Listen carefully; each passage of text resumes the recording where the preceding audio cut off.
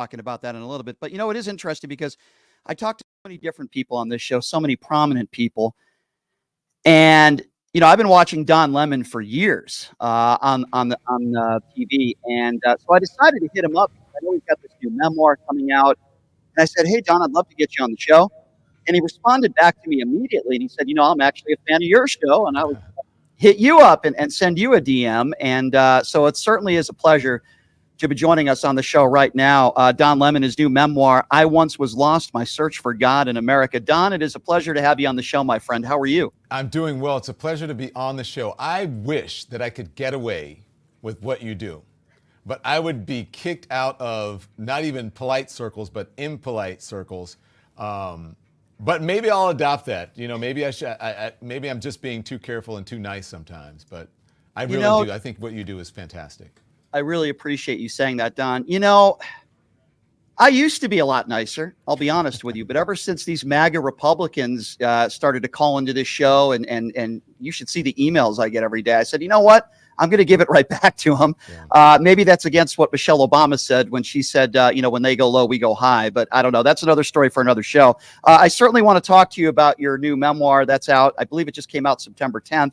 I want to ask you this. I think our politics are very similar in a lot of ways. You consider yourself an independent, as do I. We both lean to the left on social issues, and we are both anti-MAGA. Is it as frustrating for you as it is for me when people call us far lefties and liberals and that sort of stuff? Because you get that a lot. Yes. And so just to pick up on what I said before, so I cannot be the angry black man. So I can't say some of the things that you say, because even without that, people, respond to me. They call me the N-word. They call me race baiter. They call me, can I say whatever I want to say, whatever word I want to say on here? Yes. Well, we're on the radio. So okay. So they call me, can I say fag? I can say that. Yes. So they call me fag and all kinds of things. So the criticism of me is often based in racism and homophobia. And so before Donald Trump came along, everyone thought that, well, by the way, I am an independent, a registered independent. I don't belong to any political party. So you're right about that. But people would write, oh my gosh, CNN has a black conservative on in prime time, right? And then Donald Trump came about and the MAGA folks came about. And when I started having to check him on his lies, on his bigotry, on all of those things, then he started to what?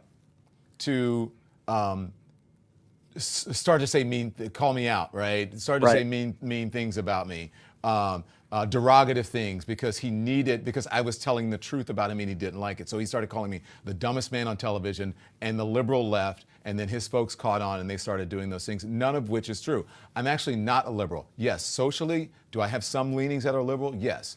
And just in general, and some that are conservative, I think, as most Americans do. But what I believe in, I don't believe in partisanship, I believe in the truth.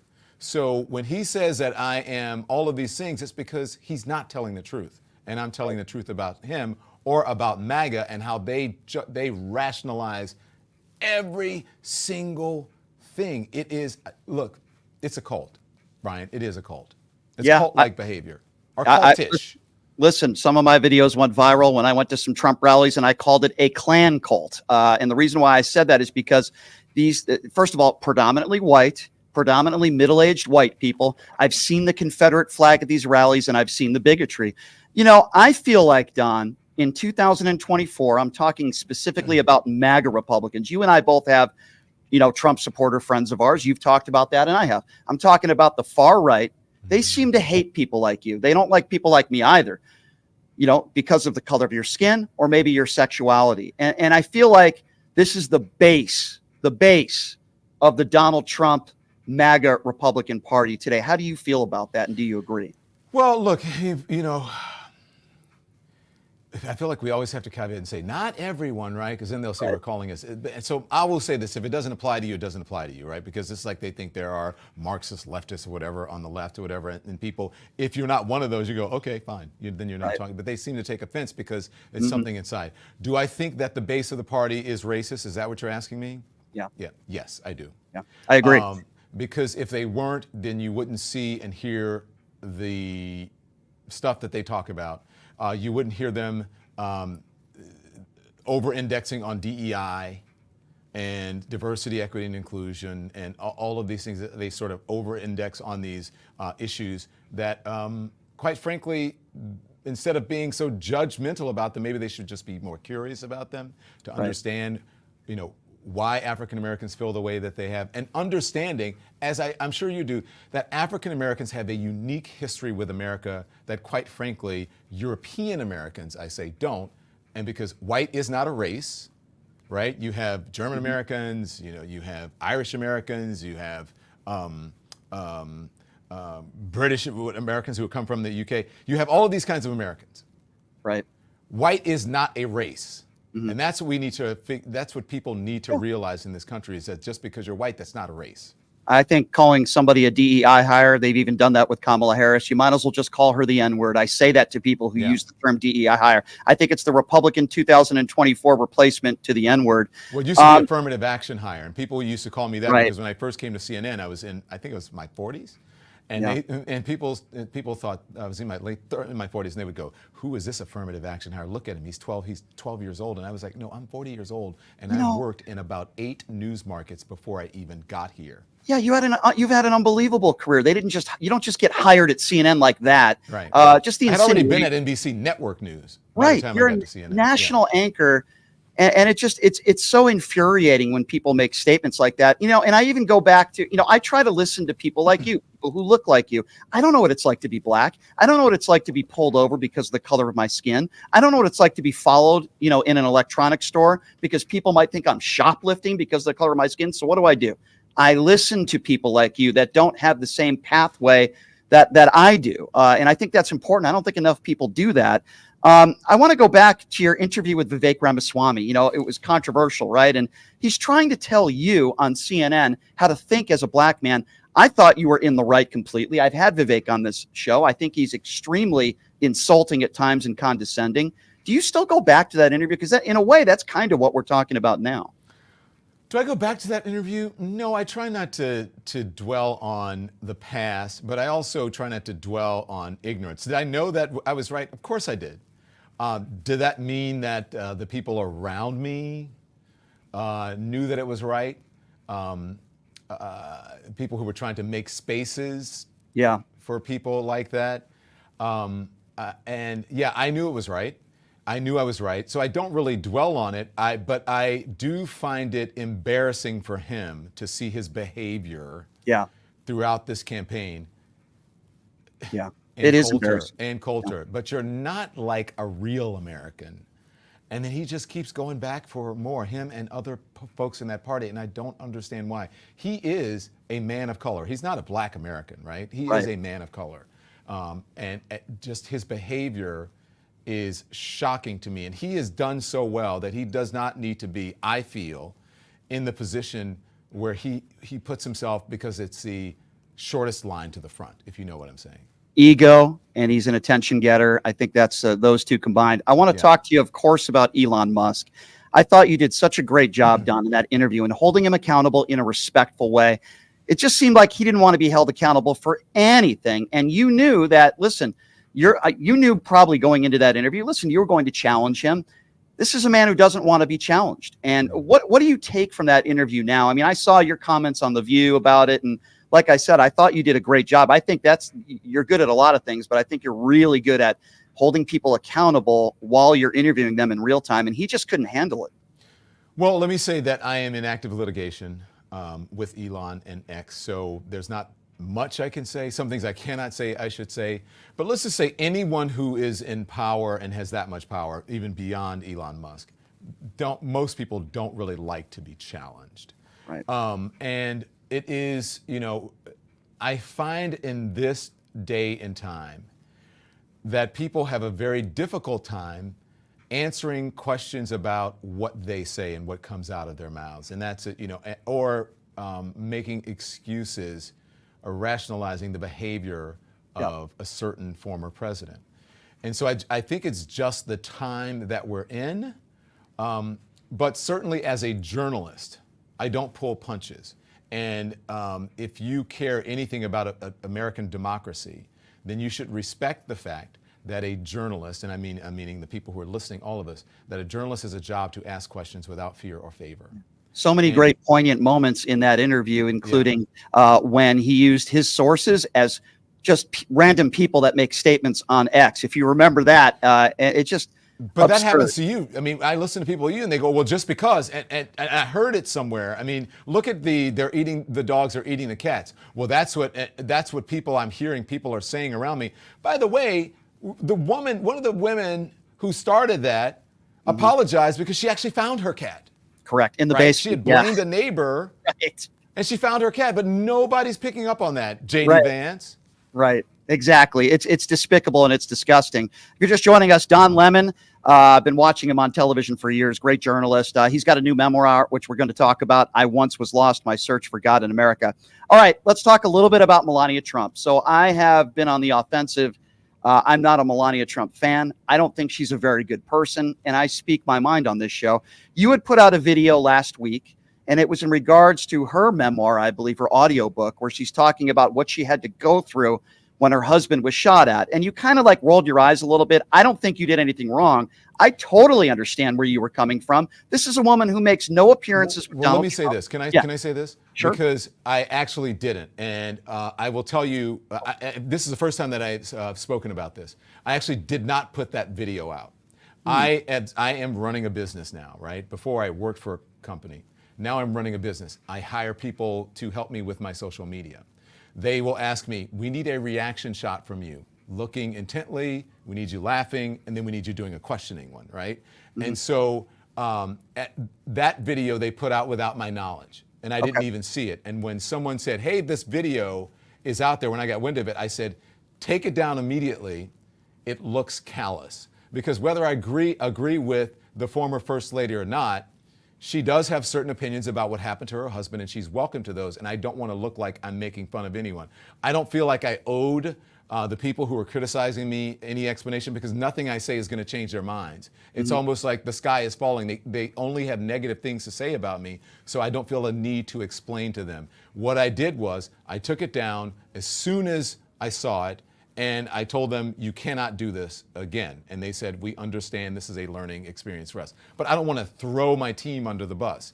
The buck stops with me. So I did not put that video out there. I did not know what it was. And as soon as I saw it, I took it down.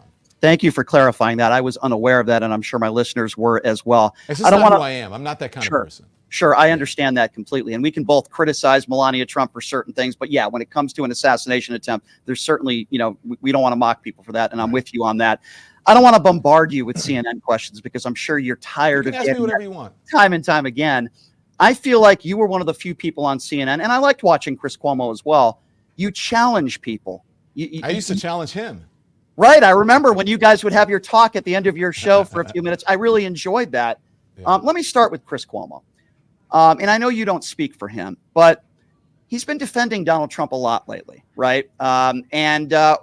He's been calling him, I'm not going to say a martyr, but after these assassination attempts, he's been giving Donald Trump a ton of credit as of recently. I don't know if you guys still talk on a regular basis. What do you make of that? You guys have been close friends for a while. You'll have to ask him. I don't know what's in his head. I have not spoken to him about it. I haven't spoken to him in a while. But what I can say about myself is that I don't want anyone to be hurt. And I think all presidents, presidential candidates, former, future, current presidents should be protected, and no one should be trying to, take their lives, right? There should be no attempts. Unfortunately, we live in a time where that happens, and it has happened throughout our history, unfortunately. Yeah. So what I will say is that I lived through bomb threats being sent to CNN. I lived through having to have personal security because the President of the United States called me all kinds of names and inciting violence against me with his rhetoric and his tweets. I lived through the lies. I lived through all the MAGA folks. I lived through 4chan doxing me. I lived through having to not be able to go outside without security, walking into the office, not even realizing. People would ask me when I got to the office, what's the weather like? And I'm like, I don't know, because they rushed me out of the car. Or I'm like, I'm going to be late for work because traffic is 45 minutes and I can't take the subway because someone has threatened to stab me in the neck, a MAGA person. So I lived through all of that. So I cannot do that. I do not change at my core. because of perhaps what is expedient for me. And I'm not saying that's what he's doing. I live in reality, and I understand the dangers of what this man has done. Yeah. And so in order for me to have any sort of communication with him, he would have to reach out to me and say, I'm sorry for all of those things.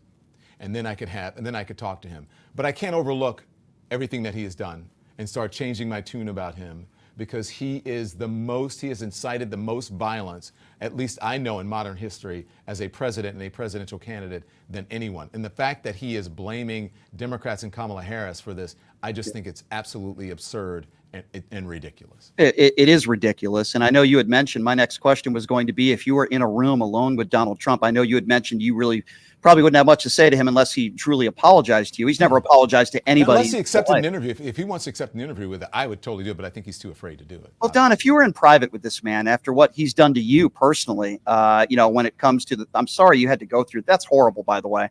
What would you say to him? And even if not public, private, would you say anything to him? I would say, have you any shame? Don't you have any shame? The state police had to guard my mother's home because of the stuff that you said. My life has been in danger because of the stuff that you've said.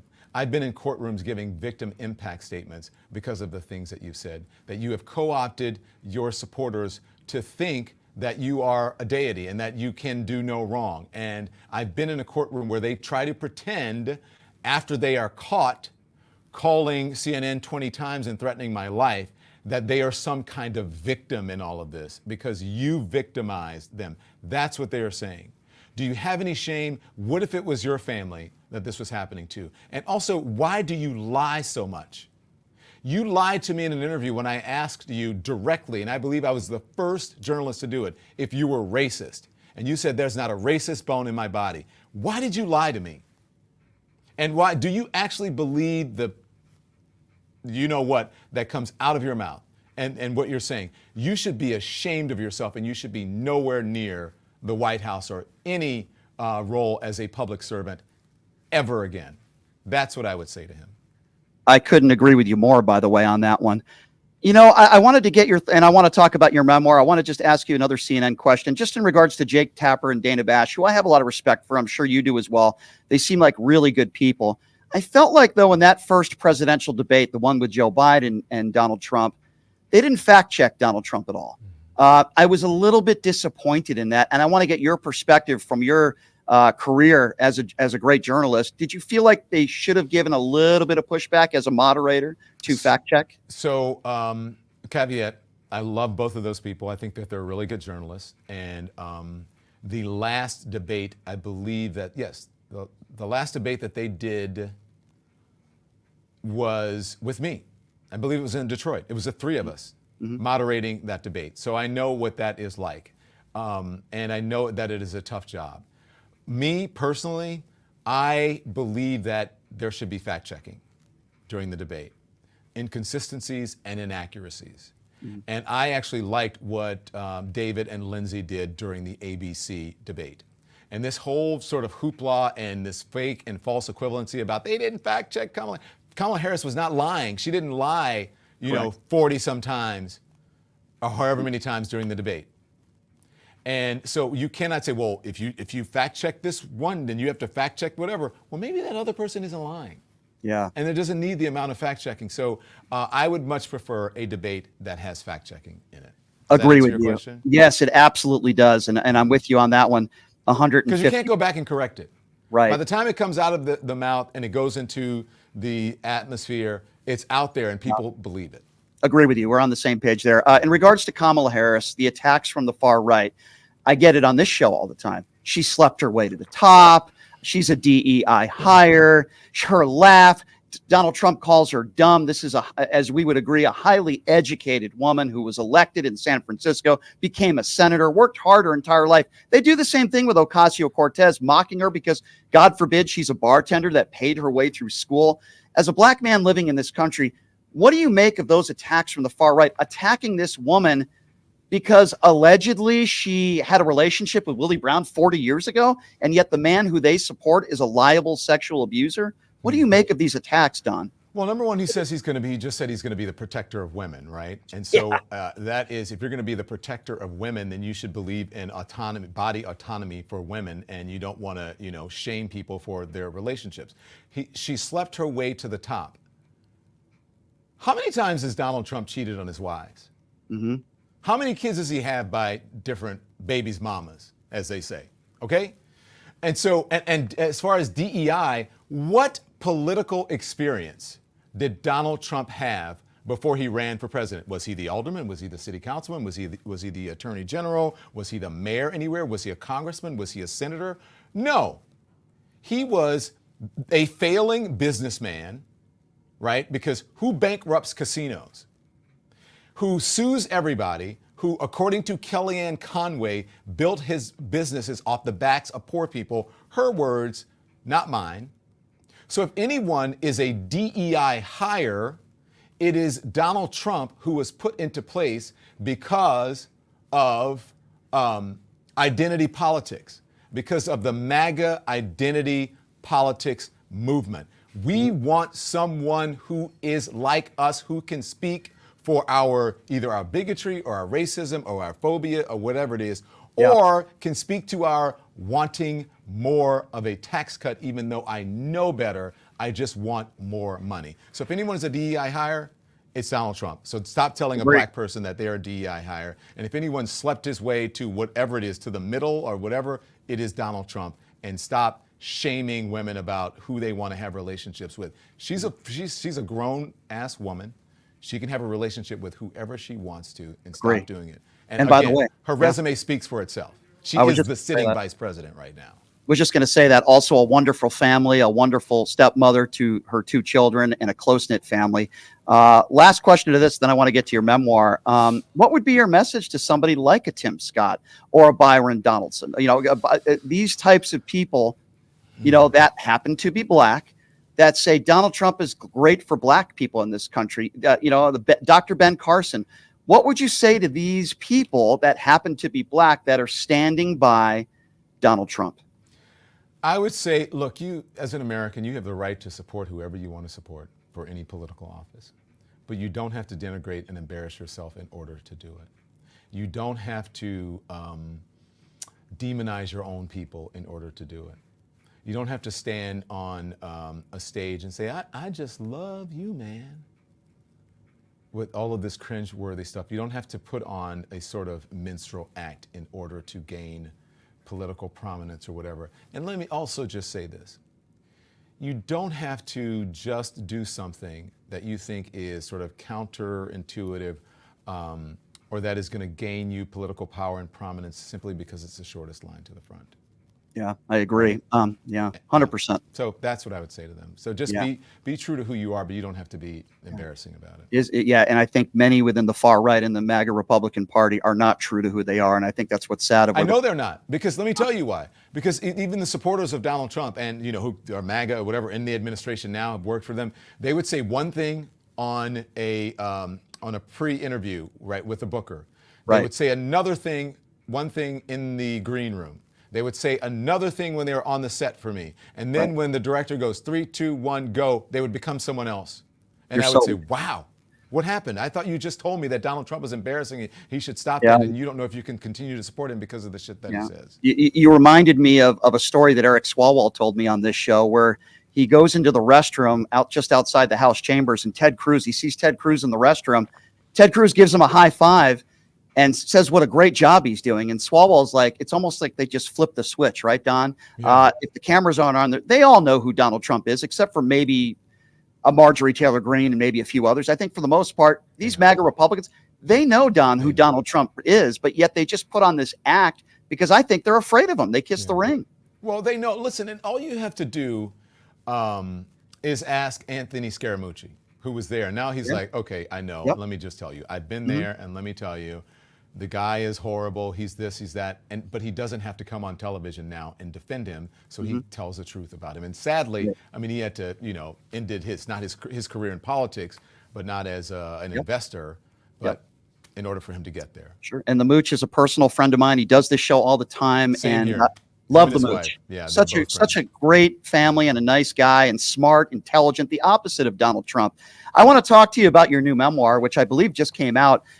It's called I Once Was Lost, My Search for God in America. This isn't your first time writing a book, by the way. You've had quite a few top-selling books out there. Talk to me a little bit, Don, about this new memoir, and why did you decide to write this one? For a lot of the reasons that we have already spoken about. This book is about my love of God, my love of country, how it has shaped me as an American, and it has taught me to fight against and really continue to stand up against the toxic evangelical teachings and people who tried to marginalize me. And I also wrote it because, not that this is anything new, but I think we are on a path now, it's accelerating, where religion, especially evangelical religion, they're pushing us toward a theocracy. They're not only blurring the line between church and state, they're trying to erase that line. And they're using racism and homophobia and all of those things, right? Transphobia and all of those things to establish a political authority and advantage and power. We should not be creating laws. I'm not saying anything new, I believe. We should not be creating laws based on one's religious beliefs. We should not be doing that. We should not, if you don't want to have an abortion, don't have one. Right. If America, left England because of what? Political freedom. That means that you are free to worship in a way that you want to, but also free not to worship, not to believe. And because I'm just saying it to me, I am a believer. But if I am not a believer or you're not a believer, then my beliefs should not affect yours, especially in how you conduct yourself in society. And so we have laws for a reason, and then we have political, religious beliefs for a reason. And so if I don't believe in abortion, I'm not going to get an abortion. If I don't believe in gay marriage, then I'm not going to get gay married. But I'm not going to tell you what you can do with yourself and how you should think, because that's not my business. We're supposed to be about freedom of expression in this country, and Don, separation between church and state. And Don, you talk about religion, of course, a lot in this new book you have. Do you feel like the separation between church and state has left the alt-right? Because it seems like they can't make that separation anymore. They won't leave people alone. They want to tell people what to do. They want to tell people that gay people, they don't want people who are gay to be married. You mentioned abortion. We know if they had it their way, the far right, they would ban abortion throughout the country. Donald Trump wouldn't even answer that on a debate stage. Would he veto a bill like that? I mean, I just feel like the Republican Party today, they have just abandoned the separation between church and state, if they ever did. Well, even that, they've abandoned morals, integrity, and humanity. They listen to some of the stories of the women, and look, I really hate to use that word abortion, but people use it, so I will use it. I call it an abortion is an unintended or an untenable pregnancy, because they're not all unintended, right? Some of them are untenable. There's a story in my book that I write about a friend of mine, they call her Fiona, but that's not her name, where she went to the doctor, she was in her third trimester, and the baby's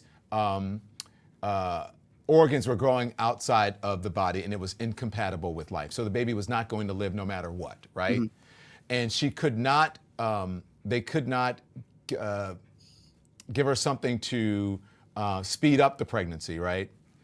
Because that would be a late-term abortion. And they couldn't give her water because they may have to have emergency surgery. And they couldn't give her anything to slow down the pregnancy because all kinds of things. So she had to sit there for days in pain. Mm. And so they don't understand those things. That to me is inhumane. That goes beyond politics. That goes beyond what your religious beliefs are. So not only, this whole idea of theocracy, that they're pushing us away from democracy, I believe they're pushing us away from God. If you believe God is supposed to be benevolent and good, they're pushing us away from that. So I don't understand how these folks make so many excuses, the MAGA folks and the QAnon people. To me, again, it is a cult. It is not godlike. It is un-American. It's not patriotic, and it's inhumane. Very well said. Before I let you go, Don, can you give me a prediction? I don't know if you're into predictions. What do you think is going to happen in November? I'm worried, Don. I think it's going to be very close, and I'm very worried. What do you think is going to happen here? I know we still have like 44 days or 43 days to go. What do you think is going to happen? Well, if you had asked me on any given day before, if you'd asked me after the debate, I'm like, it's over. But now I'm looking at certain polls, and not that I believe them 100% because they're a snapshot in time. I'm just surprised that we are at this point. And I predicted that Donald Trump would win in 2016. I'll just say it's tough. I don't know if I have a prediction for you because people don't always vote in their own interests, and they don't know the facts. That's why I appreciate what you're doing. They don't know the facts about the economy. They talk about, prices are high. Yes, they're coming down. I can't afford groceries. I said, but there are groceries on the shelves now. Remember when there were no groceries because the man who was in charge handled the pandemic so poorly, and the supply chain and whatever? Do you remember that? Gas prices are coming down. They're back almost to the level that they were before the pandemic. And so crime down. The new statistics the other day, yesterday, that blew Fox News' mind. What do you mean crime is down? They're not including LA and New York. No, yes, they are. That's a lie. Including all the big cities over 100,000 people. So I think that people need to know their facts. Here's what I think. Here's the thing. That's why it's important for what you do and what I do, is because we are in a TikTok, YouTube, whatever social media platform and digital platform where there are no editorial controls or rigors that you have to go through. So people can say whatever they want and people believe it because we're narrow casting so much of what we get. And so I think it's important that we tell the truth in that, because then when you're on these, especially these sites that sort of push you to the crazy far right and they're all about lies, someone's got to counter that. Because people believe those lies, and they believe that the economy is horrible and that Kamala Harris and Joe Biden are doing all these terrible things, when actually he has had one of the most successful presidencies in modern history. Sure. If you compare us to all the G7 countries that we compare our economies to, we're doing better than any of theirs. Than anybody. But yet they want to blame Joe Biden for all don't even get me started with that, Don. I just want to, first of all, say again, your new memoir, I Once Was Lost, My Search for God in America. You're a great author. You have some great books out there, and I have the utmost respect for what you've done in your career. And I'd love for you to come back on down the road, maybe before the election, if you have the time, my friend. But love what you do, and I really do appreciate your time. Keep up the great work, Don, and thank you so much. Thank you. I'll come on anytime. Maybe we should, do something together, or you can come on my show as well. I would like that. It'd be an honor to do that. Yeah, let's definitely talk about that. Don, you have a great rest of your week, my friend, and keep up the great work. Thank you. I'm going to be interested to hear, are you going to take questions on Absolutely. This? I'm going to take calls for the next hour. So if you want to continue to tune in and listen, or heck, if it's up to you if you want to stick around, but I'm going to take calls coming back. I'm going to take a quick break. Oh my God, I would. I have a 5 o'clock show live that I do. And then there's another person. I was actually doing a podcast before you, and I stopped her in the middle of it, and I told her I would call her right back. But if I finish in time, I promise you I'll call you back. And where can I listen live? Because I usually catch you on YouTube. Sure. So we're live on YouTube. Okay. So you can go to my YouTube page where we're broadcasting live. I'm also live on X. But yeah, you can just go to my YouTube page and you'll see we're broadcasting live right now, because I'm going to take some phone calls for the next hour. We get calls all over the country. So please tune in, and I'll shoot you an email later tonight. Thanks for the time, Don. Thank you, sir. I appreciate it. All right, take care. That's Don Lemon, everybody. I got to be honest with you.